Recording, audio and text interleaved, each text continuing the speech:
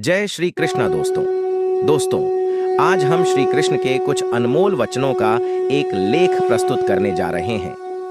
आस्था, प्रेम, भक्ति और शक्ति के स्वामी श्री कृष्ण हम सभी के आराध्य हैं। उनके कथनों का सार भागवत गीता के रूप में मानव को धर्म की राह की ओर प्रेरित करते रहेंगे। मैं ना तो तुम्हारी महंगी भेंट से प्रसन्न होता हूँ, ना दिखावटी दान दलायुता से। अगर मेरे मन को हरना है तो मुझे प्रेम से पुकारो, मैं हाजिर हो जाऊंगा। अवास्तविक चीजों को लेकर मन में कभी डर पैदा मत होने दो। वो वास्तविक नहीं है, वह ना तो कभी था और ना कभी होगा। इसके विपरीत जो वास्तविक है वह हमेशा से था और उसे ना तो बदला जा सकता है ना कभी नष्ट किया जा सकता है। इस धरती पर आने के बाद आपका मुख्य उद्देश्य यहाँ से मुक्त होना है। केवल वही मनुष्य मुक्त हो सकता है जो अपने कर्मों में दृढ़ संकल्प के साथ स्थिर है और सुख दुख को समान रूप से सहन करता है। जो मनुष्य अपनी आत्मा की बात सुन सकता है वह मुझसे बात कर सकता है और देख भी सकता है। अपने सभी कर्मों को कृष्ण पर केंद्रित होकर करो। आसक्ति को त्याग दो। सफलता और असफलता को एक समान दृष्टि के साथ देखो, क्योंकि आध्यात्मिकता का अर्थ ही होता है समभाव। वह मनुष्य जिसने घृणा को त्याग दिया, जो सभी प्राणियों के साथ समान व्यवहार करता है, जो सुख दुख और दर्द पीड़ा से अप्रभावित है, जिसके अंदर करुणा भरी हुई है और मन शांत है, उसने सही मायने में मुझे प्राप्त कर लिया है। यही वह मनुष्य है जिसको मैं सबसे अधिक पसंद करता हूँ। इस विशाल संसार में तुमको केवल कर्म करने की छूट है।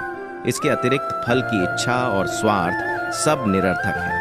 ये सोचकर कभी किसी काम की शुरुआत मत करो कि इसका तुमको कोई फल मिलेगा। बिना किसी लालसा के कर्म करो। जो आदमी मुझे हर चीज में देखता है और मेरे होने के एहसास को अनुभव करता है वह मेरा सच्चा भक्त है। ऐसे भक्तों से मुझे प्रेम है।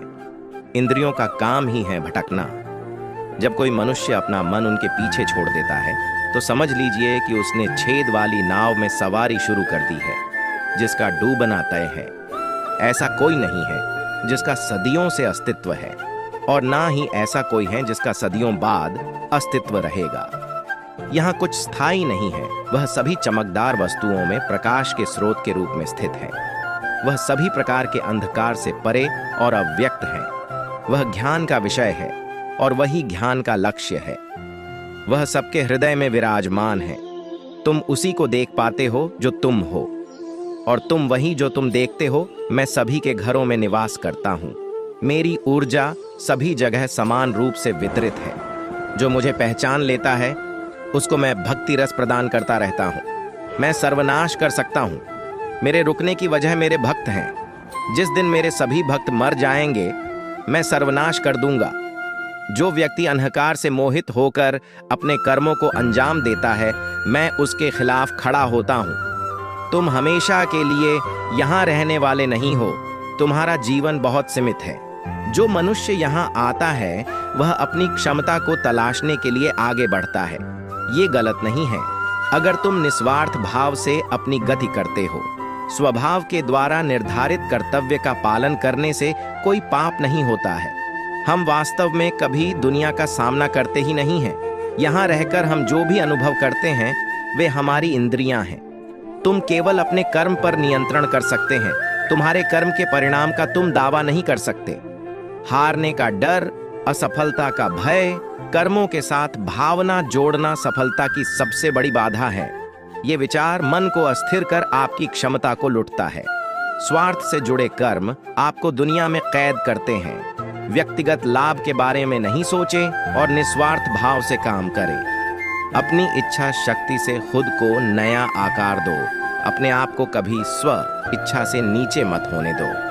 दोस्तों, इस पोस्ट में बताए गए श्री कृष्ण के अनमोल विचारों को अगर आप अपने जीवन में अपनाते हैं तो आप कठिन समय में भी धैर्य बनाकर रख सकते हैं, जिससे आप सफलतापूर्वक अपने मुकाम पर पहुंच सकते हैं।